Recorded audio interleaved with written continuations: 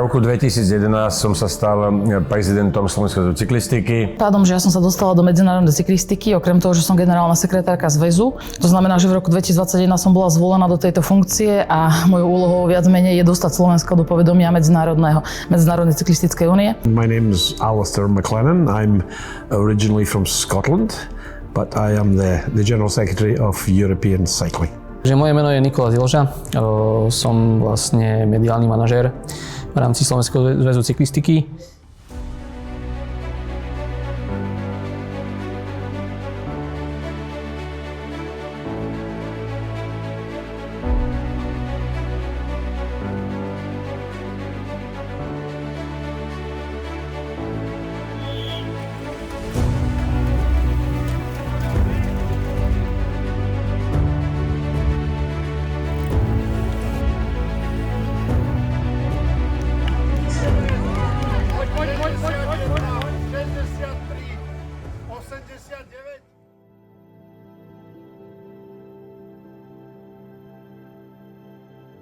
V roku 2011 som sa stal prezidentom Slovenskej zväzu cyklistiky. V tejto funkcii pribudali mi aj povinnosti, či už to bolo, že sme prevzali okolo Slovenska medzinárodné cyklistické preteky, dostali sme do naozaj tej najvyššej kategórie, kde sa mohli dostať. Ďalšia cesta sledovala do Európskej, únie, kde som sa stal prezidentom cyklokrosovej komisie a z toho postupne vyplývalo aj, že sme začali organizovať na Slovensku takéto medzinárodné podujatia, ako sú teraz majstrovstvá Európy kadetov v Šamoríne. Takže je to už druhýkrát na Slovensku, čo je tiež veľký úspech našej diplomácie a hlavne organizačných schopností. Pred 2 rokmi som bola na majstrovstvách Európy v MTB, v horskej cyklistike, kde Európska cyklistická únia organizuje prvýkrát tieto majstrovstvá Európy mládeže a preto ma napadlo, že cyklokros patrí medzi moje najobľúbenejšie disciplíny a v Rumunsku akorát počas týchto majstrovstiev horskej cyklistiky ma napadlo, že prečo by sme nemohli niečo zorganizovať aj tohto rázu. Čiže všetko to bolo na dohode u nás na zväze. Porozprávali sme sa s prezidentom Slovenského zväzu cyklistiky, odsúhlasil to a začali sme robiť potrebné kroky, aby sme to mohli organizovať.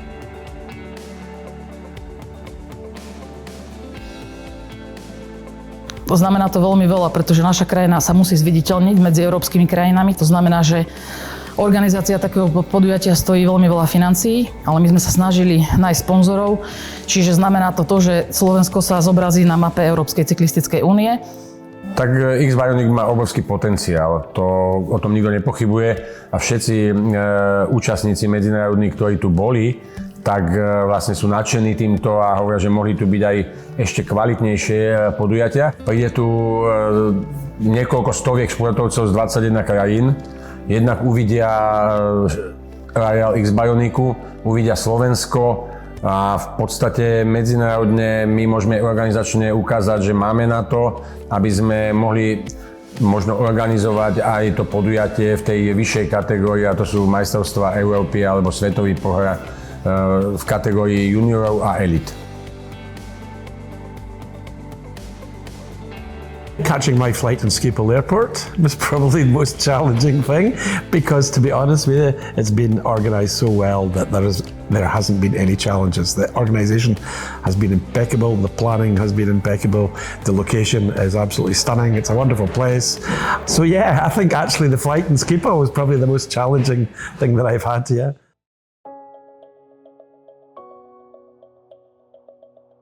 Cyklistika nie je na Slovensku tak popularizovaná, ako by si zaslúžila, alebo tak, ako je v Európe a vo svete.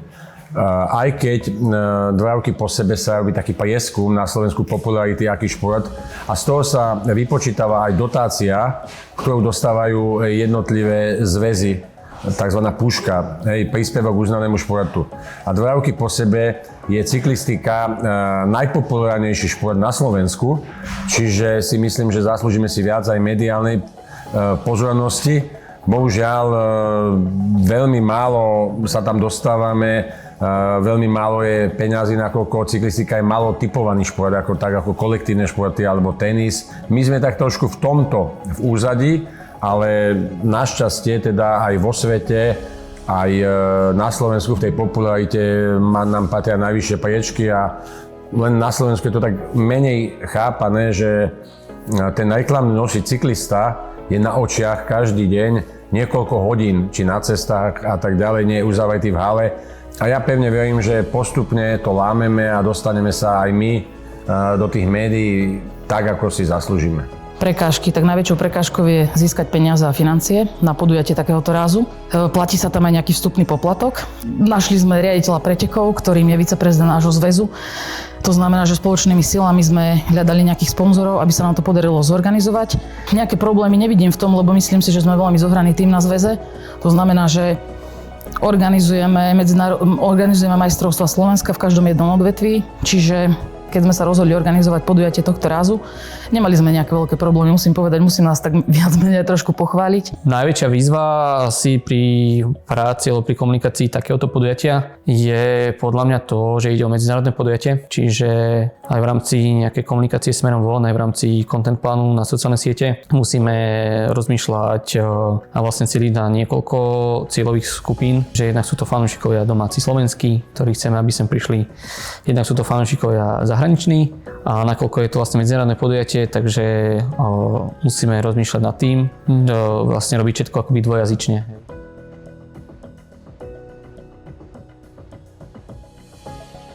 Samozrejme chceme v spolupráci s vedením X-Bionicu sa dostať aj ďalej. Bude to veľmi zložité, pretože vlastne ten uzavretý cyklus svetového pohára je vlastne hlavne ten Benelux. Čiže my by sme sa chceli dostať, aby ten cyklokross, keďže má aj nejaký potenciál, aj vlastne víziu stať sa olympijským športom vlastne na zimných olympijských hrách, čo sa má v roku 2026 rozhodnúť niekde vo februári. Tak ja pevne verím, že sa stane olympijským športom a preto vlastne aj my začíname tými mládežníckymi kategóriami, aby ak sa to stane olympijským športom, aby už sme mali aj my našich športovcov pripravených, že budú medzinárodne ostrieľaní už v tomto veku, takže to je taká vízia. Ono je to vlastne podujatie mladých pre 13, 14, 15, 16 ročných, lebo od juniorov sa organizujú majstrovstvá Európy v iných krajinách. Viac menej toto podujatie sa nedá nejako posúvať a ide o to, že my ho organizujeme už druhý rok po sebe a nie je možné, aby sme to zorganizovali už v budúcnosti niekedy.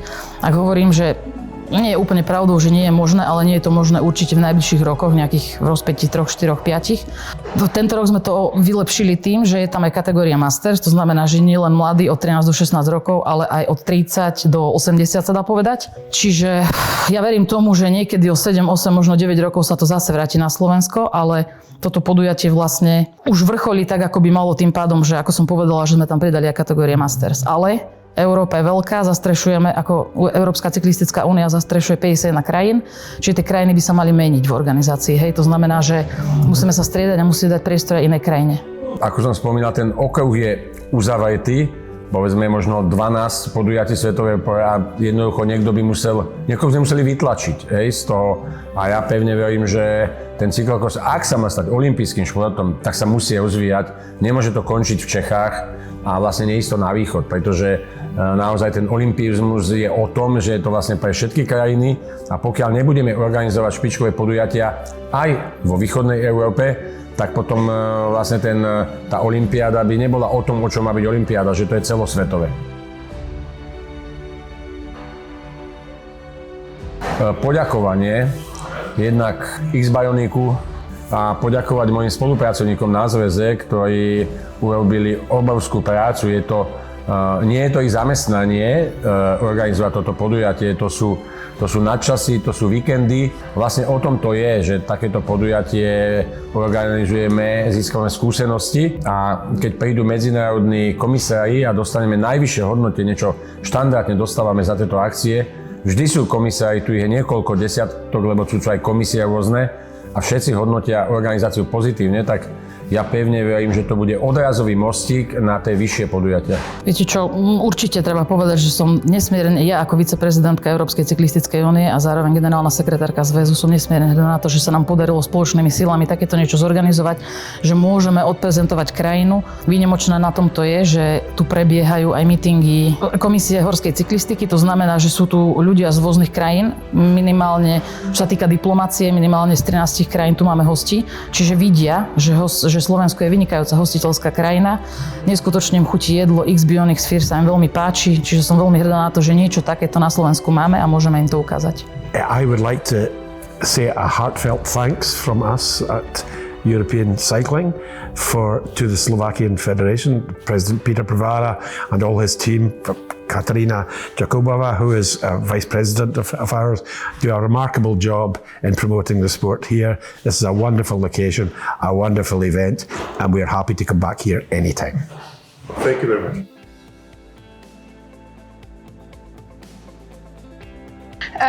I feel really well, and last few weeks was the best weeks in my career, I could say. I feel really happy because this morning I didn't know if I was able to start because I was a bit sick yesterday, and also today the feeling in the practice was not so good.